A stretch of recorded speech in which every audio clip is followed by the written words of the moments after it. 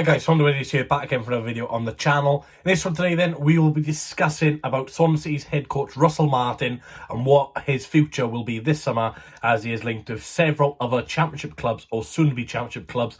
And of course, he's only got 1 year left in his contract, and yeah, let's go and talk about it. So Russell Martin, his third season potentially upcoming this summer. Of course, he joined 2 summers ago from Milton Keynes Dons. We paid around about £400,000, I believe, in compensation to now the League 2 club, as they recently got relegated from League 1. And I got to say, in terms of results, a little bit mixed. In terms of performances and actually enjoying attractive football, pretty good. Some of the players he has brought in during his time at the club have been pretty good, I've got to be honest. Luke Cundle, who of course was a loan signing last summer from Southampton Wanderers, has been pretty impressive this season. He's been pretty good. Joel Pro, can't really count him as a Russell Martin signing, as he was signed when Steve Cooper was here, even though it was more of a board signing than Steve Cooper. But the way Joel Pro has performed under Russell Martin has been really, really, really good. Simple as that, you know. When we signed Joel Pro for about $1 million, there wasn't too much expectation. He was actually playing as a number 10 in that pre-season friendly against Plymouth in Steve Cooper's last game, so wasn't too sure about the situation with Pro, what sort of position he'll be. But in fairness to him, he's been absolutely brilliant, and you know, you got to give credit to Russell Martin for that as well, because in terms of goals, you know, Pro wasn't that prolific even at youth level really, and you know, Russell Martin transformed him into a great championship goal scorer, definitely top 5 this season, or arguably top 3 last season. But there's been some very, very good strikers this season as well. Yeah, we've also seen some very, very good performances as well. Players like Ben Cabango, you know, still very young, a lot of games under his belt now under Russell Martin especially, and obviously he's been getting to the Wales camps as well. Ollie Cooper, you know, not this season, just gone the season before that, he was on loan at Newport County. A Russell Martin decision brings him back to sides not to loan him out and give him a chance. He's been really, really good. Cameron Congreve, on the, you know, games he has been given sometimes, has been looking quite good as well. You got to remember, he's only 18, 19 years of age. So I think, especially with the younger players, Russell Martin really gets the best out of these players, and that's why, you know, he's such a good head coach for us. At times, yes, it can be frustrating, especially with Martin, where, you know, sometimes the lack of substitutions or, you know, the defensive mistakes we are making cost us silly points. But sometimes even I forget that, you know, Martin is still a young manager. He is learning his trade, and, you know, sometimes, you know, I say silly things, and, you know, but overall, I think Martin, even though I do have my doubts about him, I'm a lot more, you know, focused and believe a lot more in his process now than what I did a few games ago. Of course, there is, you know, football's basically a heavily results business, but when you look at some other championship clubs where, you know, they just shoot the manager gone after a few games of losing, fair play to the owners for, you know, not getting rid of Martin straight away, because I think a lot of other clubs in that run we had, probably from November on to about February, March, I think a lot of championship clubs, including our arch rivals Cardiff, would have got rid of Russell Martin and brought in a replacement. But we stuck to our guns, and, you know, I think we're unbeaten our last 9 league games, of course, towards the end of the season, which is pretty phenomenal, really. And, you know, some big teams now we beat as well. West Brom, you know, they were in good form, being them 3-2, going 2 goals down as well, you know, 1-0 down and 2-1 down. So coming back twice in that game to win. Now, the future of Russell Martin is pretty uncertain. He's got a year left in his deal. He's talked several times in post and pre-match conferences at the Swansea.com stadium about his desire to stay at the club, his preference is to sign a new deal and, you know, work with the players and get a bit of backing. And, you know, we really like Swansea as a place. Who wouldn't? You know, when you got the beaches and weather like yesterday, it's just really, really awesome, isn't it? But he is linked. Southampton, who of course have been confirmed as a Sky Bet Championship team upcoming to this season. Of course, they will be finishing rock bottom in the Premier League. Now, Southampton will be looking for a new head coach, and heavy rumours are Russell Martin is front runner with Tony Mowbray, who both actually are in charge. Of course, Martin in charge of Swansea, Tony Mowbray in charge of Sunderland. Of course, they failed to get promoted after they lost to Luton Town in the playoffs. So yeah, Southampton will be looking to, you know, a young, exciting head coach or an experienced head coach to play nice football going forward. And I think Martin would be Southampton's #1 man, to be fair. Of course, with him only having a year left in his contract, it means compensation will be relatively low. Southampton, of course, it will have parachute payments next season, so regardless of who will be in charge of them, they will spend money in the summer. And you look at that Southampton squad, they've got players like Adam Armstrong, Che Adams, who have not really reached the heights of Premier League football, but at championship level, they are very, very dangerous. Bazunu, of course, had a brilliant season at Portsmouth a few seasons back in League One, not really reached the heights of Premier League football, but at championship level, he'll be absolutely brilliant.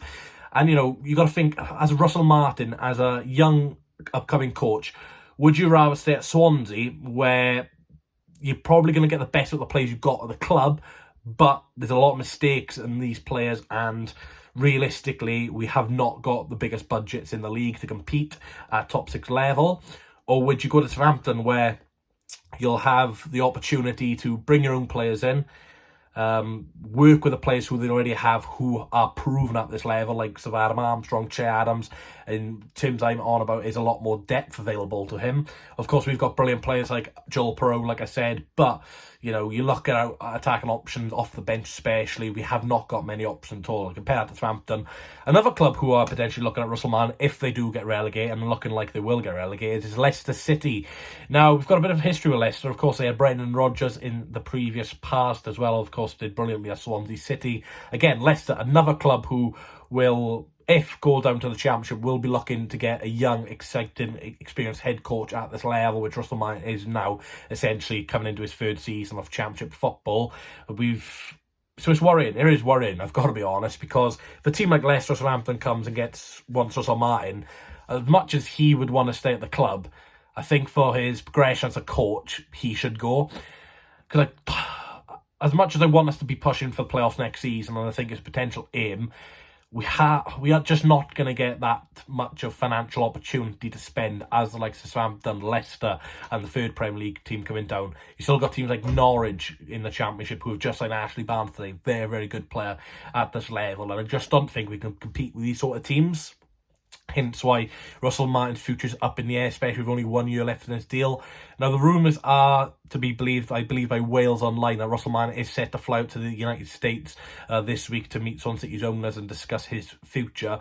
Now, if you're going to sack a manager, or if you're planning on letting a manager leave with clubs interested, you wouldn't really fly him out to America, where I'm sure they're going to be paying for his flight and accommodation and stuff like that. So I feel like it's a bit of positivity, really, that they're meeting Russell Martin out in the States rather than them coming to Swansea. So I feel like the opportunity there is to talk about maybe the transfer budget and what players are going to eye up, because of course whether Russell Martin wants, the board have to agree with it, because there's no point of Russell Martin wanting to sign a player and the board don't agree with it, because that's not going to go very well in terms of negotiations with wage and stuff like that. So the way a transfer works is, of course, the manager or the scouting team recommend a player to the management or board, they all agree, and then they sign a player. And of course with Russell Martin, we all know that we wanted a few players in January, and Jason Levian and Steve Kaplan, either or both of them, just didn't agree with it. And in terms of players like Carl and Grant on deadline day, Martin said, yeah, let's get him, good signing, and we couldn't agree on the final day due to West Brom obviously rejecting a loan deal. And obviously Russell Martin was left frustrated, because he was like, yes, this would have been a good signing, everyone agreed, but why have we left it so late on deadline day with about 2 hours to go to try and sign this player when we had 30 other previous days? So I understand Martin's frustration in terms of the transfers. I think a lot of the Swansea City fans, including myself, are behind Martin now. I've had my doubts about him. I have previously said Martin out, of course. But realistically, weighing up the options and seeing how well we've played the last couple of games and how well, we've gone on as a team under Martin, I really want him to stay. If he was to leave, it would be a huge blow to some of the transfer plans, because, you want a manager who's been in charge for the last few months at least at this level to get a full pre-season under the belt. If we can get Martin to stay, offer him a new deal, get a few players in before, the pre-season officially kicks off, and then we can get players like Joe Allen a full pre-season with no injuries. We can get Harry Darling in pretty soon as well. He can get a full pre-season in.